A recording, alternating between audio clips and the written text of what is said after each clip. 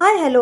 आज मी ठरवलं होतं काहीही झालं तरी माझी फेवरेट रेसिपी मी तुमच्यासोबत शेअर करेन, भले कितीही वाजू देत. पण त्याआधी कारलं म्हटलं की आमच्या घरामध्ये असे काही एक्सप्रेशन्स येतात आणि हे कडू कारलं बघून तुमचंही तोंड असंच होतं का? तर डोंट वरी, आज ही माझी फेवरेट रेसिपी मी तुमच्यासोबत शेअर करणार जी तुम्हालाही खूप आवडेल. तर चला रेसिपीला सुरुवात करूया. त्यासाठी मी इथे घेतलेत 2 कारले. त्याच्यावरचे जे काटेरी साल असते ना, म्हणजे जे काटे असतात ते काढून घ्यायचे आणि असे बारीक बारीक चकत्या करून घ्यायच्या. आमच्याकडे चकत्याच म्हणतात बरं का.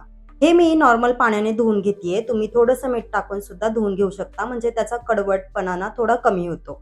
त्यानंतर छान निथळून घ्यायचं आणि त्याच्यामध्ये मिक्स करायचं आहे कॉर्नफ्लॉवर. इथे मी 3 चमचे कॉर्नफ्लॉवर घेतले. तुम्ही जसं कारलं घ्याल त्याला असं छान कोट होईल अशा क्वांटिटीमध्ये कॉर्नफ्लॉवर घ्या. त्यानंतर मी टाकले हळद, लाल तिखट, धना पावडर आणि चवीनुसार मीठ. छानपैकी सगळे कारले मस्त कोट झाले पाहिजेत बरं का, मस्त टेस्ट येते. आता हे कारले कितीही टेस्टी होऊ, पण माझ्याशिवाय कोणच खात नाही बरं का.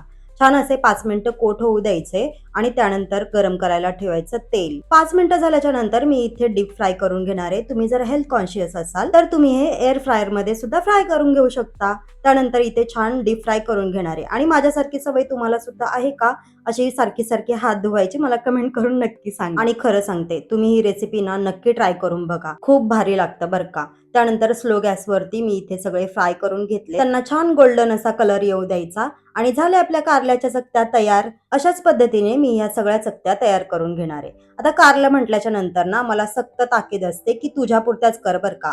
कारण कधी कधी मी हावरटपणा करून जास्तीच बनवते आणि नंतर त्यांना जबरदस्ती खावं लागतं. म्हणून बघितलं, जेव्हा पण घरामध्ये कारले बनतात तेव्हा माझी ही चालत. चला असो. त्यानंतर मी छान गरम गरम वरण भात आणि साजूक तूप असा मस्त बेत केला होता आणि मला हे साजूक तूप ना वरण भातावर खूप आवडतं. गरम गरम वरण भात, तूप आणि ह्या कारल्याच्या चकत्या, इतकं मस्त कॉम्बिनेशन लागतं ना. तुम्ही सुद्धा नक्की ट्राय करून बघा. बाय.